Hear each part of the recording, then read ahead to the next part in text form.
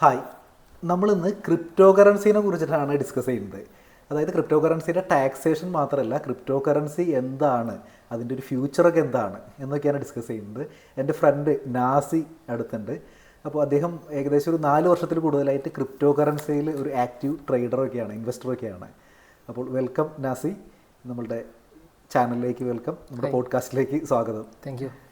അപ്പം നാസി, നമുക്ക് ഈ ക്രിപ്റ്റോ കറൻസി എന്ന് പറയുകയാണെങ്കിൽ സംഭവം എന്താണ്? കാരണം ഞാൻ ചോദിക്കാൻ കാരണം വെച്ച് കഴിഞ്ഞാൽ ക്രിപ്റ്റോ കറൻസിക്ക് വന്നിട്ട് ചിലപ്പോൾ ഒരുപാട് കാലമായിട്ടുണ്ടാവും, പക്ഷേ ഇപ്പോഴും അധികം ആൾക്കാർ അതിൽ അങ്ങോട്ട് ഫെമിലിയർ അല്ല. യങ്സ്റ്റേഴ്സൊക്കെ ചിലപ്പോൾ ക്രിപ്റ്റോ കറൻസിയിലൊക്കെ ഡീൽ ചെയ്യുന്നുണ്ടായിരിക്കാം, പക്ഷേ ഇപ്പോഴും പല ആളുകൾക്ക് ഇത് എന്താണ് ഈ സംഭവം എന്നറിയില്ല. അപ്പോൾ എന്താണ്, വളരെ സാധാരണക്കാരന് മനസ്സിലാവുന്ന ഭാഷയിൽ പറയുകയാണെങ്കിൽ എന്താണ് ക്രിപ്റ്റോ കറൻസി എന്ന് പറയുന്നത്? ഓക്കെ, വളരെ സിമ്പിളായിട്ട് പറയുകയാണെന്നുണ്ടെങ്കിൽ ഓരോ ജനറേഷൻ മൂവ് ചെയ്യുന്നതിനനുസരിച്ച് ഫോം ഓഫ് മണി അല്ലെങ്കിൽ നമ്മൾ ഇടപാട് നടത്തുന്ന ആ ഒരു പൈസയിലൊരു അപ്ഡേഷൻ എന്തായാലും ഉണ്ടാവും. ഇപ്പോൾ സിമ്പിളായിട്ട് പറയുകയാണെന്നുണ്ടെങ്കിൽ ആദ്യം നമ്മളൊരു ബാട്ടൺ സമ്പ്രദായമായിരുന്നു. അതിലൊരുപാട് പ്രോബ്ലംസ് ഉണ്ടായി, കാരണം കൊടുക്കുന്നതിന് ഈക്വൽ ആയിട്ടാവില്ല, വാങ്ങൂല. സോ അത് വന്നപ്പോൾ എന്ത് ചെയ്തു, നെക്സ്റ്റ് ഒരു പുതിയൊരു കാര്യത്തിലേക്ക് വന്നു. നമ്മൾ ഇപ്പോൾ സിമ്പിളായിട്ട് പറയുകയാണെങ്കിൽ കാരക്ക ആയിക്കോട്ടെ, അമ്പായിക്കോട്ടെ, ഇതൊക്കെ പണമായിട്ട് ഇടപാട് നടത്തിയ സമയം ഉണ്ടായിരുന്നു. അത് ജസ്റ്റ് മൂവ് ചെയ്തിട്ട് ജസ്റ്റ് എന്ത് വന്നു, കോയിൻസിലേക്ക് വന്നു, അതായത് നാണയങ്ങളിലേക്ക് വന്നു. അതിലും ഒരുപാട് പരിമിതി, കാരണം ഒരു വലിയ ഇടപാട് നടത്തണമെങ്കിൽ ചാക്കിൽ കൊണ്ടുപോകേണ്ട അവസ്ഥ വരെ വന്നു. അങ്ങനെയാണ് എന്ത് ചെയ്തത്, നോട്ടിലേക്ക് മാറിയത്, കറൻസി നോട്ടിലേക്ക് മാറിയത്. അവിടെയും ഒരുപാട് പ്രോബ്ലംസ്, ട്രാൻസ്പോർട്ടേഷനിൽ പ്രോബ്ലം വന്നു, ആ കള്ളന്മാരെ പേടിക്കേണ്ടതായിട്ടുള്ള അവസ്ഥ വന്നു. അപ്പോഴാണ് ഒരു റിസർവ് ചെയ്തിട്ടുള്ള ഒരു സിസ്റ്റത്തിൻ്റെ അണ്ടറിൽ ബാങ്കിങ് സിസ്റ്റത്തിലേക്ക് വന്നത്. അത് വന്നപ്പോൾ വീണ്ടും പ്രശ്നങ്ങളായി, കാരണം ബാങ്കിലേക്ക് എപ്പോഴും പോയിട്ട് ഇടപാടുകൾ നടത്തുന്ന ഇഷ്യൂ വന്നപ്പോൾ അത് ഗൂഗിൾ പേ ആയി, പേടിഎം ആയി, ഫോൺ പേ ആയി. ഇങ്ങനെ വന്ന് ഏറ്റവും ലേറ്റസ്റ്റ് ആയിട്ട് നിൽക്കുന്ന ഒരു പണമിടപാടത്തിലുള്ള ഏറ്റവും ലേറ്റസ്റ്റ് അപ്ഡേഷനാണ് ഈ ഒരു ക്രിപ്റ്റോ കറൻസി എന്ന് പറഞ്ഞ സംഗതി. Very simple. ഞാൻ ഈ ക്രിപ്റ്റോൻ്റെ വേർഡ്സിൽ ഇതിൻ്റെ ഡെഫിനേഷൻ പറഞ്ഞു കഴിഞ്ഞാൽ ചിലപ്പോൾ മനസ്സിലാവില്ല, അതുകൊണ്ടാണ് സിമ്പിൾ ആയിട്ടുള്ള ഒരു റൂട്ട് മാപ്പിൽ ഞാനിത് പറഞ്ഞത്. എന്തായാലും നല്ല ഡെഫിനിഷൻ. സാറേ, ഒരുപാട് പേർക്കുള്ള ഏറ്റവും വലിയൊരു സംശയമാണ് ഇൻകം ടാക്സിൻ്റെ വ്യൂവിൽ അല്ലെങ്കിൽ ഇൻകം ടാക്സ് ഡിപ്പാർട്ട്മെൻറ്റിൻ്റെ വ്യൂവിൽ എന്താണ് ഈ ക്രിപ്റ്റോ എന്നുള്ളത്. സോ അതൊന്ന് എക്സ്പ്ലെയിൻ ചെയ്ത് തരാമോ? ഇൻകം ടാക്സിൻ്റെ ആംഗിളിൽ നമ്മൾ ക്രിപ്റ്റോ കറൻസി ഒക്കെ ഡീൽ ചെയ്യുന്ന ആളുകൾക്ക് ഇപ്പോൾ ഇൻകം ടാക്സ് ഒരു മാറ്റർ തന്നെയാണ്. പക്ഷേ ഇൻകം ടാക്സിൻ്റെ ആംഗിൾ 2022 കേട്ടോ. ആക്ച്വലി ടാക്സേഷൻ്റെ പെർവ്യൂവിലേക്ക് ഈ ക്രിപ്റ്റോ കറൻസിനെ കൊണ്ടുവരുന്നത് 2022 ബഡ്ജറ്റിലാണ്. അതുവരെ ആകെ ഒരു പുകയായിരുന്നു, അതായത് ഇത് എന്താണ്, ഇത് ലീഗലാണോ, ലീഗാലിറ്റിയുടെ ഇഷ്യൂ വേറെ അപ്പുറത്തെ സൈഡിൽ വേറെ കിടക്കുന്നുണ്ട്. പക്ഷേ ടാക്സേഷൻ്റെ ആംഗിളിൽ ഇത് എന്താണെന്നുള്ളൊരു ക്ലാരിറ്റി 2022 ബഡ്ജറ്റിലാണ് കൊണ്ടുവന്നത്. പക്ഷെ അതിൽ നമ്മൾ തീർത്തും രസകരമായിട്ടുള്ളൊരു കാര്യം എന്ന് പറയുന്നത്, നമ്മളുടെ ഈ ബഡ്ജറ്റ് കൊണ്ടുവന്നപ്പോൾ ഇതിൽ ഒരു സ്ഥലത്തും ഈ ക്രിപ്റ്റോ എന്നുള്ളൊരു വേർഡൊന്നും യൂസ് ചെയ്തിട്ടില്ല. അവർ പറയുന്ന വേർഡ് എന്ന് പറയുന്നത് വെർച്വൽ ഡിജിറ്റൽ അസറ്റ് എന്നാണ് പറയുന്നത്. നമ്മുടെ ഡെഫിനിഷനിലായാലും അതിൻ്റെ ടാക്സേഷനിലായാലും ഒക്കെ വെർച്വൽ ഡിജിറ്റൽ അസറ്റ്, VDA എന്നുള്ളൊരു കൺസെപ്റ്റാണ് പറയുന്നത്. അതിൽ ഇൻക്ലൂഡിങ് NFT അടക്കം അതിൽ ഇൻക്ലൂഡഡ് ആണ്. NFT അടക്കം ഇൻക്ലൂഡഡ് ആണ്. അത് മാത്രമല്ല, ഇനി എന്തെങ്കിലും വേറെ എന്തെങ്കിലും കൂടി ഉണ്ടെന്നുണ്ടെങ്കിൽ ഉൾപ്പെടുത്താം എന്നുള്ളൊരു ആംഗിളിൽ ഒത്തിരി വൈഡർ ആയിട്ടുള്ള ഒരു ഡെഫിനേഷനിലാണ് ഈ വെർച്വൽ ഡിജിറ്റൽ അസറ്റ്സ് എന്നുള്ളത്. ഇപ്പോൾ നേരത്തെ നാസി പറഞ്ഞ പോലെയാണെന്നുണ്ടെങ്കിൽ, അതായത് നമുക്കൊരു ക്രിപ്റ്റോഗ്രാഫിക് കൺസെപ്റ്റിൽ സ്റ്റോർ ചെയ്ത് വെക്കാവുന്ന, അതിൻ്റെ ഒരു പണമിടപാട് നടത്താൻ പറ്റുന്ന എല്ലാത്തിനെയും ഇതിലേക്ക് കൊണ്ടുവന്നിട്ടുണ്ട്. ഈ ക്രിപ്റ്റോ കറൻസി എന്നുള്ള എല്ലാ കൺസെപ്റ്റിനെയും കുറച്ചൊരു വൈഡർ ഡെഫിനേഷനിൽ VDA എന്ന് പറഞ്ഞിട്ടാണ് കൊണ്ടുവന്നിരിക്കുന്നത് ഇൻകം ടാക്സിൻ്റെ ആംഗിളിൽ. Okay, thank you. എല്ലാവർക്കും അറിയേണ്ട ഒരു കാര്യം ആയതുകൊണ്ടാണ് ഞാൻ ആദ്യം തന്നെ അത് ചോദിക്കാനുള്ള കാരണം. ഓക്കെ, നമ്മൾ നേരത്തെ പറഞ്ഞ ഒരു സംഭവം, അതായത് അപ്പം നാസി പറഞ്ഞു പതുക്കെ നമ്മൾ ഇതിൽ നിന്നും, അതായത് നമ്മളുടെ ബാർട്ടറിൽ നിന്ന് നാണയത്തിലേക്ക് വന്നു, അല്ലെങ്കിൽ കറൻസിയിലേക്ക് വന്നു, ഗൂഗിൾ പേയിലേക്ക് വന്നു. അതിനുശേഷം നമ്മൾ ഒരു അഡ്വാൻസ്ഡ് വെർഷനാണ് ക്രിപ്റ്റോയിൽ എത്തി നിൽക്കുന്നതെന്ന് പറഞ്ഞു. പക്ഷെ അതിൽ ഞാൻ നോക്കുമ്പോൾ ചെറിയൊരു പ്രോബ്ലം കാണുന്നതേ, അതായത് ഇപ്പോൾ ബാക്കിയുള്ള കറൻസികളൊക്കെ ഇവൺ നമ്മുടെ കയ്യിൽ കറൻസി ഉണ്ടായിരുന്നു. അപ്പോൾ അതിപ്പോൾ നമ്മുടെ ഇന്ത്യൻ ഗവൺമെൻറ്റിൻ്റെ കറൻസിയാണ്, നമ്മുടെ ഇന്ത്യൻ റുപ്പിയാണ്. അത് ഞാൻ ബാങ്കിലിടുന്നു. അപ്പോൾ അത് വേറൊരു ഫോർമാറ്റ് മാറിയെങ്കിൽ പോലും അത് ഇന്ത്യൻ റുപ്പി തന്നെയായിരുന്നു. അത് ഗൂഗിൾ പേ ആണെങ്കിൽ പോലും നമ്മുടെ യൂസ് ചെയ്യുന്ന ടെക്നോളജി മാറി, എന്നാൽ പോലും അതൊരു ഇന്ത്യൻ റുപ്പി തന്നെയായിരുന്നു അത്. പക്ഷേ അല്ലെങ്കിൽ ഇപ്പോൾ വേറെ ഇപ്പോൾ US ആണെങ്കിൽ പോലും ഇപ്പോൾ ഡോളർ ഉണ്ട്, അല്ലാന്നുണ്ടെങ്കിൽ ഇപ്പോൾ ജപ്പാനാണെങ്കിൽ yen ആണ്. അതൊക്കെ ഒരു ഓതറൈസ്ഡ് ആയിട്ടുള്ള ആളുകളാണ് അവിടെ ഇരുന്നത്, അല്ലെങ്കിൽ ഓതറൈസ്ഡ് ഒരു ഒരു ട്രസ്റ്റഡ് ആയിട്ടുള്ളൊരു സംഭവമാണ് നമ്മളുടെ കറൻസി എന്ന് പറയുന്നത്. പക്ഷേ അപ്പോൾ ഈ ക്രിപ്റ്റോ എന്ന് പറയുമ്പോൾ അത് ആളുകൾക്ക് എപ്പോഴും ഉള്ളൊരു സംശയം എന്ന് പറയുന്നത് ഇത് ഏത് ഗവൺമെൻറ്റിൻ്റെയാണ്, അല്ലെങ്കിൽ പ്രത്യേകിച്ച് അങ്ങനെ ഒരു ട്രസ്റ്റഡ് വാല്യൂ ഇതിനുണ്ടോ എന്നൊക്കെ ഉള്ള കൺഫ്യൂഷനുകൾ പല ആളുകൾക്കും ഉണ്ട്. ഇതിപ്പോൾ ഗവൺമെൻറ്റിൻ്റെ ഭാഗത്തുനിന്ന് ഉള്ളൊരു ഒഫീഷ്യലായിട്ടുള്ളൊരു കറൻസി അല്ലല്ലോ എന്നുള്ളൊരു, അപ്പോൾ ഒരു ലീഗാലിറ്റിയും അതുപോലെ തന്നെ ആളുകൾ അതിലേക്ക് വരാനുള്ള റിസ്ക്കും ഒക്കെ ഇല്ലേ? അപ്പോൾ എന്താണ് അതിനെ പറ്റിയിട്ട് നാസിക്ക് പറയാനുള്ളത്? ഓക്കെ, അതായത് ഈ ക്രിപ്റ്റോനെ പറ്റി അവയർനെസ് ഇല്ലാത്ത ആൾക്കാർക്ക് ഉള്ളൊരു ധാരണ എന്താണെന്ന് വെച്ച് കഴിഞ്ഞാൽ ഏറ്റവും സേഫ് ആയിട്ടുള്ളത് നമ്മളെ ബാങ്കിലുള്ള പൈസയാണ്, അല്ലെങ്കിൽ ഏറ്റവും സേഫായിട്ട് നമ്മളെ ഗൂഗിൾ പേയിലും ബാക്കി നമ്മളെ കൺട്രോളിലുള്ളതാണെന്നാണ്. പക്ഷെ ഞാനത് ഒരിക്കലും വിശ്വസിക്കുന്നില്ല. കാരണം എന്താ വെച്ചാൽ ഞാൻ അധ്വാനിച്ചുണ്ടാക്കിയ ഒരു 50,000 രൂപ ഇപ്പം ഈ ഒരു ഇലക്ഷൻ്റെ ടൈമിലൊക്കെ എൻ്റെ വണ്ടിയിൽ എനിക്ക് കൊണ്ടുപോകാൻ പറ്റാത്ത അവസ്ഥയാണ്. അതല്ലാന്നുണ്ടെങ്കിൽ ഞാനൊരു സ്ഥലം വാങ്ങുമ്പോഴായിക്കോട്ടെ വിൽക്കുമ്പോഴായിക്കോട്ടെ, ഈവൻ ഇപ്പോൾ ട്രേഡിൻ്റെ കാര്യം പറയുകയാണെങ്കിൽ ഇതിൻ്റെ ടാക്സ് ഒക്കെ ആലോചിക്കുമ്പോൾ ഭയങ്കര ബുദ്ധിമുട്ടാണ് നമ്മളെ ഈ ഒരു ഫീൽഡിലുള്ളത്. സോ ഞാൻ സിമ്പിളായിട്ട് പറയാൻ വെക്കുന്നത് എന്താ വെച്ച് കഴിഞ്ഞാൽ ഈ ഒരു ക്രിപ്റ്റോൻ്റെ ഫീൽഡിലാണ് ശരിക്കും നമ്മളെ അസറ്റായിട്ട് നമുക്ക് ഫീൽ ചെയ്യുന്നത്.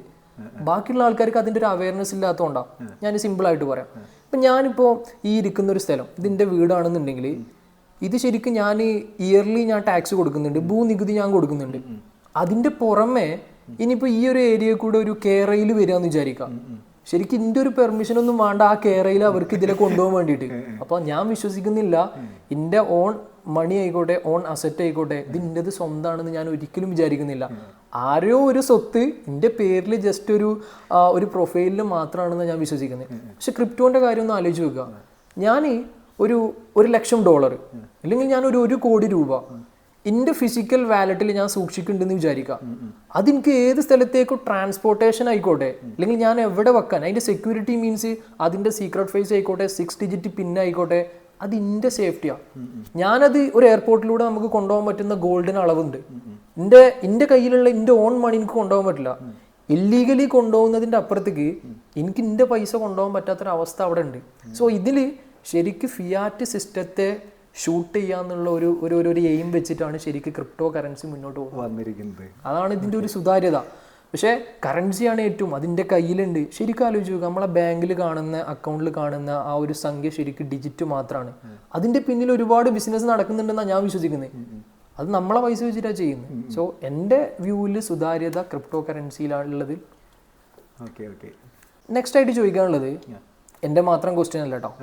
ഈ ഒരു ക്രിപ്റ്റോ എന്ന് പറഞ്ഞ ഈ ഒരു ഫീൽഡിൽ ഇതൊരു ബിസിനസ് ഇൻകത്തിലാണോ അല്ലെങ്കിൽ ഒരു ക്യാപിറ്റൽ ഗെയിൻ എന്ന് പറഞ്ഞ ഈ ഒരു ഏത് വിഭാഗത്തിലാണ് ശരിക്കും ഈ ഒരു ക്രിപ്റ്റോ ശരിക്കും ഉൾക്കൊള്ളുന്നത്?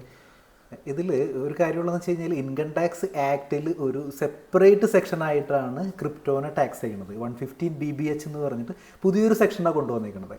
അപ്പോൾ അതിൻ്റെ ടാക്സ് റേറ്റ് എന്ന് പറയുന്നത് 30% ആണ് ടാക്സ് റേറ്റ്. അപ്പോൾ നമ്മൾ ചില ആളുകൾ ഇത് കണ്ടിന്യൂസ് ആയിട്ട് ചെയ്യുന്നത്, അതായത് ഇപ്പോൾ ട്രേഡർ വളരെ ആക്റ്റീവ് ആയിട്ടുള്ളൊരു ട്രേഡർ ആണെന്ന് വിചാരിക്കും.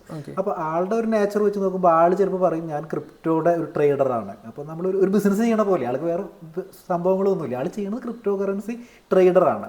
അപ്പോൾ നമ്മൾ ഒരു ടാക്സേഷൻ്റെ ആംഗിളിൽ നോക്കുമ്പോൾ ആളുടെ ബിസിനസ്സാണ്, അപ്പോൾ ഇതൊരു ബിസിനസ് ഇൻകം ആണോ എന്നൊക്കെ നമുക്ക് ചോദിക്കാം. അതുപോലെ തന്നെ ഇപ്പോൾ വേറൊരു ആംഗിളിലാണെന്നുണ്ടെങ്കിൽ ഇപ്പോൾ ചില ആൾക്കാർ ചിലപ്പോൾ ഒരു ഇൻവെസ്റ്റ്മെൻ്റ് ഒക്കെ ആയിട്ടായിരിക്കാം ചെയ്യുന്നത്. ഇത് സേ ഇപ്പോൾ ഞാനിപ്പോൾ ഇൻവെസ്റ്റ് ചെയ്യുന്നു, അത് കഴിഞ്ഞിട്ട് ഞാൻ 5-10 കൊല്ലം കഴിഞ്ഞിട്ടാണ് ഞാനത് റെഡീം ചെയ്യാനായിട്ട് ആഗ്രഹിക്കുന്നത്. അപ്പോൾ ആ കേസിൽ ഇതൊരു ക്യാപിറ്റൽ ഗെയിൻ എന്നുള്ളൊരു ആംഗിളിലേക്കൊക്കെ പോവാം.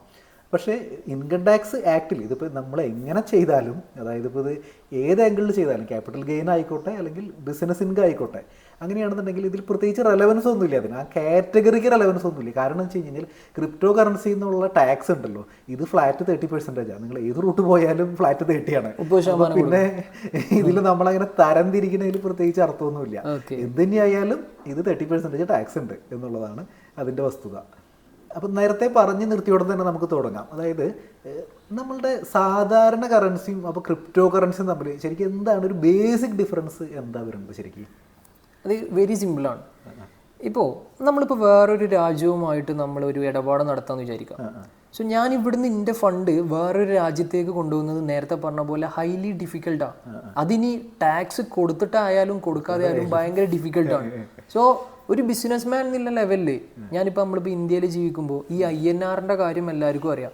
അത് കൂപ്പ് കുത്തിക്കൊണ്ട് നിൽക്കുക US ഡോളറുമായിട്ട് ഏത് സമയം നോക്കുമ്പോഴും വാല്യൂ ഇല്ലാത്തൊരവസ്ഥയിലേക്കാണ് പോകുന്നത്. അപ്പോൾ സിമ്പിളായിട്ട് ഞാൻ ഇപ്പോൾ ദുബായിൽ നിന്ന് ഗോൾഡ് ആയിക്കോട്ടെ അല്ലെങ്കിൽ പ്രോപ്പർട്ടീസ് ആയിക്കോട്ടെ എന്തായിക്കോട്ടെ, എനിക്ക് ഈസി ട്രാൻസ്പോർട്ടേഷനാണ് നേരത്തെ പറഞ്ഞ പോലെ. പിന്നെ ഹൈലി സെക്യൂർ ആണ്. വിത്തിൻ സെക്കൻഡ്സ് എനിക്ക് ഞാൻ ഇവിടുന്ന് അയക്കുന്ന അതേ പൈസ എനിക്ക് അവിടെ ചെറിയൊരു നെറ്റ്വർക്ക് ഫീ മാത്രമാണ്. സിമ്പിളായിട്ട് $1,00,000 അയക്കാൻ, ഇല്ലെങ്കിൽ എത്ര $1,00,000 ഞാനൊരു TRC20 നെറ്റ്വർക്ക് വഴി ഞാൻ അയക്കുകയാണെങ്കിൽ എനിക്ക് ആകെ $1 ചിലവ്, 90 രൂപ. ഇനി ഞാൻ BEP20 എന്ന് പറഞ്ഞൊരു നെറ്റ്വർക്കിലാണ് ഞാൻ അയക്കുന്നതെങ്കിൽ എനിക്കുള്ള ആകെ ചെലവ് എന്ന് പറഞ്ഞു കഴിഞ്ഞാൽ ഐ തിങ്ക് ഒരു 12 രൂപയാണ്. $0.30 മാത്രമാണ്. സോ ഇതാണ് ഇതിൻ്റെ ഒരു നോർമൽ കറൻസിയും ഒരു ഈ പറഞ്ഞ പോലെ ഒരു ഡിജിറ്റൽ കറൻസിയും തമ്മിലുള്ള ഏറ്റവും വലിയൊരു ഡിഫറൻസ് ആയിട്ടും അല്ലെങ്കിൽ അതിൻ്റെ ഒരു ബെനിഫിറ്റ് ആയിട്ട് ഞാൻ കാണുന്ന ഒരു ആംഗിൾ ഇതാണ്. ഓക്കെ, അതായത് നമ്മൾ വേറെ തരത്തിൽ പറയുകയാണെന്നുണ്ടെങ്കിൽ നമ്മളൊരു ട്രഡീഷണൽ മാർഗത്തിൽ കൂടെ അയക്കുകയാണെന്നുണ്ടെങ്കിൽ 1000-ങ്ങളും 10,000-ങ്ങളും ഒക്കെ ആയിരിക്കും ചിലപ്പോൾ നമുക്കൊരു എക്സ്ചേഞ്ച് ഡിഫറൻസിൽ തന്നെ ബൗണ്ടറിലെസ് ആണ് എന്നുള്ളത് ക്ലിയർ ആയിട്ട് പറയാം. അതൊരു ബൗണ്ടറിലെസ് കറൻസി ആണെന്ന് നമുക്ക് പറയാം, ക്രിപ്റ്റോ കറൻസി. സാറേ, അതേപോലെ തന്നെ ചോദിക്കാനുള്ള വേറൊരു കാര്യമാണ്, ഈ ഒരു ക്രിപ്റ്റോൻ്റെ ടാക്സ് കാൽക്കുലേഷൻ എങ്ങനെയാണ് വരുന്നത്? ക്രിപ്റ്റോൻ്റെ ടാക്സ് കാൽക്കുലേഷൻ എന്ന് പറയുന്നത് സംഭവം വളരെ സിമ്പിളാണ്. അതായത് നമ്മൾ പുതിയ ഇൻസെർട്ട് ചെയ്തിട്ടുള്ള സെക്ഷൻ പ്രകാരം 115 BBH പ്രകാരം നമ്മൾ വാങ്ങിയ ഒരു വില ഉണ്ടായിരിക്കും, ദെൻ മൈനസ് വിറ്റ വില. ഇപ്പോൾ സേ നമ്മൾ വാങ്ങിയിരിക്കുന്നത് ബിറ്റ് കോയിനോ അല്ലെങ്കിൽ നമുക്ക് ഇൻവെസ്റ്റ് ചെയ്തിരിക്കുന്ന പൈസ എന്ന് പറയുന്നത് 50,000 രൂപയാണെന്ന് വിചാരിക്കും. നമ്മൾ വിറ്റപ്പോൾ നമുക്ക് 90,000 രൂപ കിട്ടി. അങ്ങനെയാണെങ്കിൽ 40,000 രൂപ ആണ് നമ്മുടെ ലാഭം. അപ്പോൾ ഈ ലാഭത്തിൻ്റെ 30% നമ്മൾ ടാക്സ് അടയ്ക്കാം. ഇതാണ് വളരെ സിമ്പിളായിട്ടുള്ളൊരു കൺസെപ്റ്റ്. അപ്പോൾ നമ്മൾ ഇതിനൊരു കോസ്റ്റ് ഓഫ് അക്വിസിഷൻ എന്നാണ് പറയുക. അതായത് നമ്മൾ വാങ്ങിക്കാനായിട്ട്, ഇപ്പോൾ നമ്മളിപ്പോൾ ഒരു സ്ഥലം വാങ്ങിക്കുകയാണെങ്കിൽ നമുക്ക് അതിനൊരു വാങ്ങിക്കാനായിട്ടൊരു കോസ്റ്റ് വന്നിട്ടുണ്ടാവുമല്ലോ. അപ്പോൾ അപ്പോൾ ആ ഒരു കോസ്റ്റ് ഓഫ് അക്വിസിഷൻ എന്നുള്ള വേർഡാണ് നമ്മൾ സാധാരണ ചെയ്യുന്നത്. ഇപ്പോൾ cost of acquisition minus selling price, നമ്മൾ വിറ്റപ്പോൾ എത്ര കിട്ടി, ഇത് തമ്മിലുള്ള ഡിഫറൻസ്, ഇതിൻ്റെ 30% ആണ് ടാക്സ്. വളരെ സിമ്പിളായിട്ട് പറയാം. Okay, thank you. നാസി, വേറൊരു കാര്യമുള്ളതേ, അതായത് ഇപ്പോൾ നമ്മൾ അപ്പോൾ ക്രിപ്റ്റോ കറൻസി ഒക്കെ നല്ല ഇൻവെസ്റ്റ്മെൻ്റ് ആണ്, പക്ഷേ ഇതിലൊരു ഫ്ലക്ച്വേഷൻ എന്ന് പറയുന്നതേ ഒരു ഭയങ്കര ഫ്ലക്ച്വേഷൻ അല്ലേ വരുന്നത്. ഇപ്പോൾ എനിക്ക് തോന്നുന്നു ഇപ്പോൾ ഒരു $18,000 ഇപ്പോൾ എനിക്ക് തോന്നുന്നു ഓൾ ടൈം ഹൈ ആണെന്ന് തോന്നുന്നല്ലോ ബിറ്റ് കോയിൻ. അതായത് 75 CAD എടുത്തൊക്കെയാണ് എത്തിയിരിക്കുന്നത്. അപ്പോൾ ആളുകൾ നോക്കുമ്പോൾ ഒരു ഭയങ്കര വോളറ്റൈൽ ആയിട്ടുള്ളൊരു മാർക്കറ്റില്ല. അപ്പോൾ ആളുകൾ ഇതിലേക്ക് വരാനൊക്കെ ആയിട്ടൊരു, ഇവൻ ദോ നമ്മൾ നേരത്തെ പറഞ്ഞു കറക്റ്റൊക്കെയാണ്, ക്രിപ്റ്റോ കറൻസി ഫ്യൂച്ചർ കറൻസിയാണ്, യൂണിവേഴ്സൽ കറൻസിയാണ്, ബൗണ്ടറിലെസ് ഒക്കെ ആണെന്നൊക്കെ പറഞ്ഞു. പക്ഷേ ഇൻവെസ്റ്റ്മെൻറ്റ് ആംഗിളിലേക്ക് വരുമ്പോഴേ ആളുകളൊന്നും മടിക്കില്ലേ, ഇതിലേക്കൊന്നും ഇറങ്ങാനായിട്ട് മടിക്കില്ലേ? തീർച്ചയായിട്ടും. പക്ഷേ ഒരു ചെറിയൊരു കാര്യം എന്താ വെച്ചാൽ, നമ്മളെപ്പോഴും ഞാൻ ചിന്തിക്കുന്നത് ഒരു വോൾട്ടിലിറ്റി എപ്പോഴും വേണം. ഈ വോൾട്ടിലിറ്റി ഡൗണിലേക്ക് മാത്രമല്ല അപ്പിലേക്കുണ്ട്. ഒരു സിമ്പിളായിട്ടൊരു എക്സാമ്പിൾ പറയാം. ഒരു 1 ഇയർ മുമ്പ് വെറും $20,000 BTC ബിറ്റ് കോയിൻ ട്രേഡ് ചെയ്തത്. ഇന്നലെ ട്രംപിന്റെ ആ ഒരു വിജയത്തോടെ അത് 75K ഈ പറഞ്ഞ പോലെ ഓൾ ടൈം ഹൈ ബ്രേക്ക് ചെയ്തു. അപ്പോൾ ഈ ഒരു 1 ഇയറിൽ ആ $20,000 ബിറ്റ് കോയിൻ വാങ്ങിയിട്ട ആളെ ഇപ്പം ഉള്ള ആ ഒരു റിട്ടേൺസ് എന്ന് പറഞ്ഞു കഴിഞ്ഞാൽ ഏകദേശം അപ്രോക്സിമേറ്റ്ലി 4 ഇരട്ടിയാ. ഫ്ലക്ച്വേഷൻ ബാക്കിലോട്ട് മാത്രമല്ല മുന്നോട്ടുണ്ട്. ഇപ്പോൾ സിമ്പിളായിട്ട് പറയണമെന്നുണ്ടെങ്കിൽ കഴിഞ്ഞ ഒരു 13 വർഷത്തെ ഹിസ്റ്ററി എടുക്കുക ബിറ്റ് കോയിൻ്റെ. ഓക്കെ, ബിറ്റ് കോയിൻ്റെ എന്നല്ല, ഏത് അസറ്റിൻ്റെ ആയിക്കോട്ടെ, ഏത് ഡിജിറ്റൽ അസറ്റ് ആയിക്കോട്ടെ, ഗോൾഡ് ആയിക്കോട്ടെ, ലാൻഡ് ആയിക്കോട്ടെ, ഏതായിക്കോട്ടെ, ഏത് ഡിജിറ്റൽ കറൻസി ഏതിൻ്റെ എടുത്തു കഴിഞ്ഞാലും കഴിഞ്ഞ 13 വർഷത്തെ ഹിസ്റ്ററിയിൽ 10 വർഷവും ആനുവലി 100% മേലെ റിട്ടേൺസ് തന്ന ഒരേ ഒരു ഇൻവെസ്റ്റ്മെൻറ്റ് BTC ആ, ബിറ്റ് കോയിനാ. പക്ഷെ ഇത് ആർക്കും അറിയില്ല. എല്ലാവരും ഗോൾഡിൻ്റെ പിന്നാലെ ഓടിക്കൊണ്ടിരിക്കുക. ഒരു പതിറ്റാണ്ടായിട്ടുള്ള ബെസ്റ്റ് പെർഫോമിങ് അസറ്റാണ് ബിറ്റ് കോയിൻ.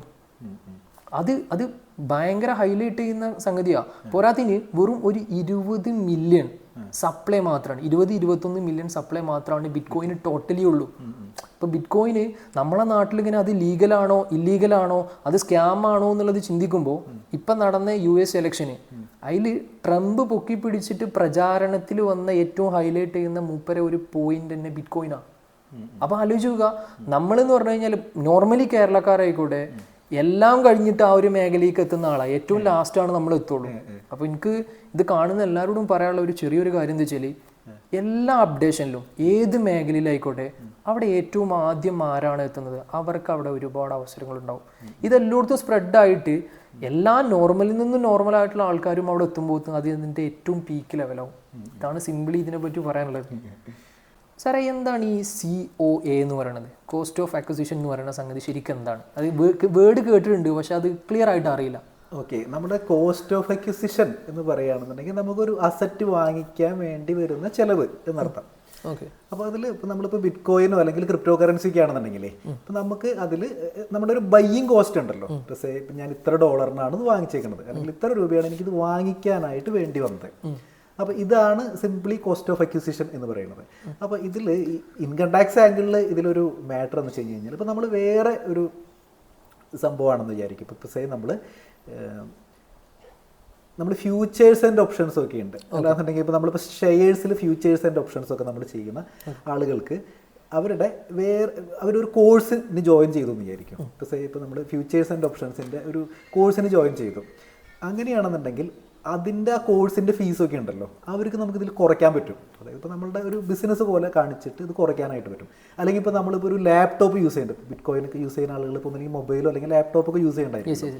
അപ്പോൾ അവരിപ്പോൾ ഈ ഫ്യൂച്ചേഴ്സ് ആൻഡ് ഓപ്ഷൻസ് ഒക്കെ ചെയ്യുന്ന ആളുകൾക്ക് ഇതിൻ്റെ ഈ എക്സ്പെൻസ് ഇപ്പോൾ വേണമെങ്കിൽ ലാപ്ടോപ്പ് വാങ്ങിക്കുകയാണെങ്കിൽ ഇതിൻ്റെ ഡിപ്രീസിയേഷനൊക്കെ കുറയ്ക്കാൻ പറ്റും. അങ്ങനെ ഒരുപാട് ബിസിനസ് റിലേറ്റഡ് എക്സ്പെൻസസ് ഉണ്ടല്ലോ, അത് നമുക്ക് കുറയ്ക്കാനായിട്ട് പറ്റും. പക്ഷേ നമ്മളുടെ ക്രിപ്റ്റോ കറൻസിയുടെ കേസിൽ ഇതിലൊരു മാറ്റർ എന്ന് വെച്ച് കഴിഞ്ഞ് കഴിഞ്ഞാൽ നമുക്ക് ഇപ്പോൾ VDA, അതായത് ഇപ്പോൾ നമ്മളുടെ ഇൻകം ടാക്സ് ആക്ട് പ്രകാരം പറഞ്ഞേക്കുന്ന VDAയിൽ വെർച്വൽ ഡിജിറ്റൽ അസറ്റ്സിൽ നമുക്ക് ആകെ കുറയ്ക്കാൻ പറ്റുന്നത് എന്താണ്? നമ്മൾ ഈ വാങ്ങിച്ച വില മാത്രമേ കുറയ്ക്കാൻ പറ്റുള്ളൂ. ഇതായിട്ട് റിലേറ്റഡ് ആയിട്ട് നമുക്ക് കുറേ ഇൻസിഡൻ്റൽ എക്സ്പെൻസ് ഒക്കെ വരില്ല. ഇപ്പോൾ നമുക്കിപ്പോൾ ഒരു അക്കൗണ്ടിൽ ഇപ്പോൾ നമുക്കിപ്പോൾ ഒരു എക്സ്ചേഞ്ചിൽ നമുക്ക് കുറച്ച് ചാർജസ് ഒക്കെ വന്നു വിചാരിക്കും. അപ്പൊ അങ്ങനെ ഇൻസിഡന്റൽ ആയിട്ട് വരുന്ന ചാർജസ് ഉണ്ടല്ലോ, അതൊന്നും കുറയ്ക്കാനായിട്ട് പറ്റില്ല ഇത് കണ്ടുപിടിക്കാൻ നേരത്തെ. അതായത് നമ്മളുടെ ഈ ക്രിപ്റ്റോ കറൻസിയുടെ അല്ലെങ്കിൽ ഈ വെർച്വൽ ഡിജിറ്റൽ അസറ്റിന്റെ കോസ്റ്റ് കണ്ടുപിടിക്കണം. കാരണം നമ്മൾ പ്രോഫിറ്റിലേക്ക് എത്തുന്നത് കോസ്റ്റ് കണ്ടുപിടിച്ചിട്ട് നമ്മൾ വിറ്റ വിലയെന്നാണല്ലോ കുറയ്ക്കുന്നത്. അപ്പോൾ ആ നേരത്തെ ഈ കോസ്റ്റ് കണ്ടുപിടിക്കാൻ നേരത്ത് നമ്മൾ ഈ വാങ്ങിയ വില മാത്രമേ കുറയ്ക്കാൻ പറ്റുള്ളൂ. പക്ഷേ അപ്പുറത്തെ സൈഡിൽ ഞാൻ നേരത്തെ പറഞ്ഞത് ഫ്യൂച്ചേഴ്സ് ആൻഡ് ഓപ്ഷൻസ് ഒക്കെ ചെയ്യുന്ന ആളുകൾക്ക് ഇതൊരു ബിസിനസ് ഇൻകം അല്ലെങ്കിൽ ബിസിനസ് എക്സ്പെൻസ് എന്നുള്ളൊരു ആംഗിളിൽ അത് റിലേറ്റഡ് ആയിട്ടുള്ള ഇൻസിഡൻ്റൽ ആയിട്ടുള്ള കാര്യങ്ങളുണ്ടല്ലോ. ഇപ്പോൾ നേരത്തെ പറഞ്ഞ പോലെ ഒരു ലാപ്ടോപ്പിൻ്റെ ഡിപ്രീസിയേഷൻ, അല്ലെങ്കിൽ നമ്മളൊരു കോഴ്സ് ചെയ്തെങ്കിൽ കോഴ്സിൻ്റെ ഫീസ്, ഇങ്ങനെയുള്ള കാര്യങ്ങൾ. ഇപ്പോൾ നമ്മളിപ്പോൾ ഒരു സ്റ്റാഫിന് വെച്ചു വിചാരിക്കും ഇത് കൺട്രോൾ ചെയ്യാനായിട്ട്, ആ സ്റ്റാഫിൻ്റെ സാലറി അടക്കം നമുക്ക് കുറയ്ക്കാനായിട്ട് പറ്റും. പക്ഷേ ഇവിടെ അതൊന്നും നടക്കില്ല. ഇവിടെ നമ്മൾ വാങ്ങിയ വില, കോസ്റ്റ് ഓഫ് അക്വിസിഷൻ എന്ന് പറഞ്ഞാൽ ഇത് മാത്രമാണ്. ഈ കോസ്റ്റ് മാത്രമാണ് നമുക്ക് എന്ത് ചെയ്യാൻ പറ്റുള്ളൂ, കുറയ്ക്കാൻ പറ്റുള്ളൂ. അതായത് നമുക്ക് ഇപ്പോൾ ബിറ്റ് കോയിനൊക്കെ വലിയ സെറ്റപ്പിൽ ചെയ്യുന്ന ആൾക്കാർ, അല്ലെങ്കിൽ ക്രിപ്റ്റോ കറൻസി ഒരു ഓഫീസൊക്കെ ഇട്ടിട്ട് ചിലപ്പോൾ ചെയ്യുന്ന ആളുകളൊക്കെ ഉണ്ടായിരിക്കും. അപ്പോൾ അവർക്ക് റെൻ്റ് ഉണ്ടായിരിക്കാം, അല്ലെങ്കിൽ ഇലക്ട്രിസിറ്റി ബില്ല്, സ്റ്റാഫിൻ്റെ സാലറി ഒക്കെ ഉണ്ടായിരിക്കാം. പക്ഷേ അതൊന്നും എന്ത് ചെയ്യാൻ പറ്റില്ല, കുറയ്ക്കാൻ പറ്റില്ല. അതായത് ഇവർ കോസ്റ്റ് എത്രയാണ്, ഇവർ വാങ്ങിച്ച കോസ്റ്റ് എത്രയാണ്, ദെൻ വിറ്റ കോസ്റ്റ് എത്രയാണ്, അല്ലാതെ ഇൻസിഡൻ്റൽ ആയിട്ടുള്ള എക്സ്പെൻസ് ഇതിൽ കുറയ്ക്കാനായിട്ട് പറ്റില്ല. അതാണ് ഈ കോസ്റ്റ് ഓഫ് അക്വിസിഷൻ മാത്രമേ ഇതിൽ നടപടിയാവുള്ളൂ എന്ന് പറയുന്നത്. ആൻസർ ക്ലിയർ ആണ്. അപ്പോൾ ഒത്തിരി വൊളാറ്റിലിറ്റി ഉണ്ടെങ്കിൽ പോലും ഒരു ഓപ്പർച്യൂണിറ്റി ഉള്ള ഏരിയ ആണ് എന്നാണ് അപ്പോൾ ബിറ്റ് കോയിനെ പറ്റിയിട്ടൊക്കെ പറയുന്നത്, അല്ലാന്നുണ്ടെങ്കിൽ ക്രിപ്റ്റോനെ പറ്റി പറയുന്നത്. അപ്പോൾ പല ആളുകൾക്കും ചിലപ്പോൾ ഇത് ഒരു സ്റ്റാർട്ട് ചെയ്യണം അല്ലെങ്കിൽ ഇതൊന്ന് തുടങ്ങി വെക്കണം എന്നുണ്ടായിരിക്കും. അപ്പോൾ എങ്ങനെയാണ് നമ്മളിതിലൊന്ന് തുടങ്ങി വയ്ക്കുക? ഇപ്പോൾ ഇതുവരെ ക്രിപ്റ്റോ കറൻസി ചെയ്യാത്ത ആളുകൾക്ക് അവർക്ക് എങ്ങനെ സ്റ്റാർട്ട് ചെയ്യാനായിട്ട് പറ്റും? ഫസ്റ്റ് ഓഫ് ഓൾ ബിറ്റ് കോയിനെ പറ്റി പഠിക്കുക, മീൻസ് BTCനെ പറ്റി പഠിക്കുക എന്ന് പറഞ്ഞത് വെരി ഇമ്പോർട്ടൻ്റ് ആയിട്ടുള്ള കാര്യമാണ്. കാരണം ഒരു സതോഷി നാഗമോട്ടിൽ എന്ന് പറഞ്ഞ ഒരാൾ ഈ ഒരു BTC ഉണ്ടാക്കി, ഇല്ലെങ്കിൽ ഇതിൻ്റെ ഒരു സ്ട്രക്ചർ ഉണ്ടാക്കിയിട്ട് ഇത് എവിടുന്ന് എവിടെ വരെയാണ് എത്തി നിൽക്കുന്നത്, ഇതിൻ്റെ യൂസേജും കാര്യങ്ങളൊക്കെ എന്താണ്, ഇതിൻ്റെ സുതാര്യത എത്രത്തോളം ഉണ്ട്, ഇല്ലെങ്കിൽ ഇത് എങ്ങനെയൊക്കെയാണ് ഇത് സെക്യൂർ ആയിട്ടുള്ളത്, ഈ കാര്യങ്ങൾ പഠിക്കണം.